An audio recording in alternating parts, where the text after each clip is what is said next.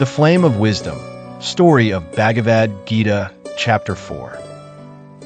As the sun climbed steadily over the plains of Kurukshetra, the two armies awaited the moment of battle. In the heart of the battlefield, Arjuna remained on his chariot, his doubts slowly dissolving under the light of Krishna's teachings. But questions still flickered in his mind like the final shadows before dawn. "Krishna," Arjuna asked, "you say that you taught this eternal wisdom to Vivasvan, the sun god, who passed it to Manu and then to kings of old. How can I understand this?" "You were born recently, while they lived ages ago." Krishna smiled, his expression deep with mystery and kindness.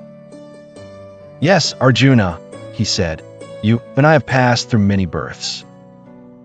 You do not remember them, but I remember them all.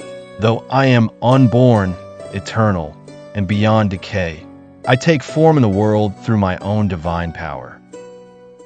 Whenever dharma declines and injustice rises, I incarnate, age after age, to protect the good, destroy evil, and re-establish righteousness." Arjuna looked at Krishna with awe.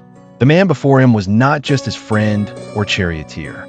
He was the divine, the eternal presence taking human form to guide humanity. "But Krishna," Arjuna said, "if all actions bind people, how do you remain untouched by karma?" Krishna answered, "Though I act, I remain unattached to the fruits of my actions. So should you, Arjuna. Perform your duty without attachment, and you too shall remain free." Krishna's words flowed like the sacred Ganges, clear, cleansing, and full of power. Long before this war, the ancient seekers followed this path of karma yoga. They acted, not for personal gain, but with awareness and surrender. Follow their footsteps. Work should be done as a sacred offering, not for reward. Those who understand this truth find freedom in action. He paused and added, "Even the wisest are often confused about what is action and what is inaction. Real wisdom lies in understanding the deeper nature of action." Arjuna leaned forward. "What is that deeper truth, Krishna?" Krishna's gaze grew intense. "He who sees inaction in action, and action in inaction, is truly wise. Such a person sees that the body may act, but the soul remains still. When you surrender the ego, let go of desire, and offer every action to the divine, your actions no longer bind you." He continued, "Imagine a sage whose every act is an offering. For him, the fire is divine, the act of offering is divine, the object offered is divine, and the one who receives is divine. Through this sacred vision, all his actions are transformed into worship." Krishna then spoke of the different kinds of spiritual offerings: study, austerity, meditation, and selfless service. But the greatest offering, he said, is the offering of knowledge.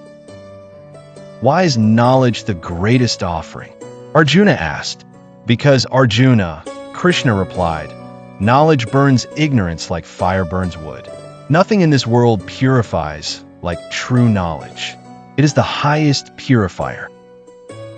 He leaned in closer, voice gentle but firm. "Approach the wise with humility, service, and sincerity.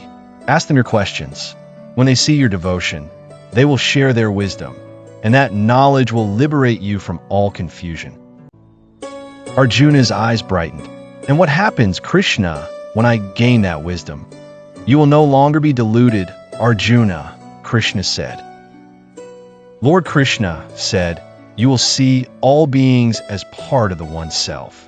Even if you were the greatest sinner, knowledge would carry you across the sea of misdeeds, just as a boat crosses a river."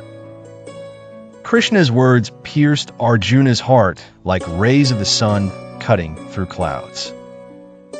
He added, "The man of faith, discipline, and devotion attains knowledge, and having attained it, he finds lasting peace. But the one who lacks faith and is full of doubt perishes. He is lost in this world and the next." Arjuna bowed his head. Doubt has long clouded my heart, but your words light a fire within me. Krishna offered one final teaching to seal the lesson. Therefore, Arjuna, cut through this doubt with the sword of wisdom. Stand up, arise, take action with a clear mind and a pure heart. Arjuna felt a profound shift within. What had once seemed a terrifying battlefield now appeared as a sacred stage, where the great drama of life and dharma would unfold. And where his role, his duty, was to play his part with courage and wisdom. Epilogue. This chapter 4 of the Bhagavad Gita, Jnana Karma Sannyasa Yoga, the yoga of knowledge and renunciation of action, is a revelation of the divine nature of Krishna and the sacredness of action. In this chapter, Krishna unveils profound truths, that he incarnates again and again to protect Dharma. That action, when done without attachment, is a path to freedom. That true wisdom sees beyond appearances, finding stillness in action and divinity in the ordinary. That self-knowledge, gained through humility, service, and devotion, is the highest purifier. This chapter encourages us not to escape the world, but to engage with it, wisely, selflessly, and spiritually. It reminds us that every action can become a form of worship when done in the right spirit, and that divine knowledge is not the privilege of the few, but the birthright of every sincere seeker. In the battlefield of life, the torch of wisdom that Krishna offers Arjuna still burns, guiding each of us to fulfill our duties, conquer our doubts, and walk the path of truth with fearless hearts.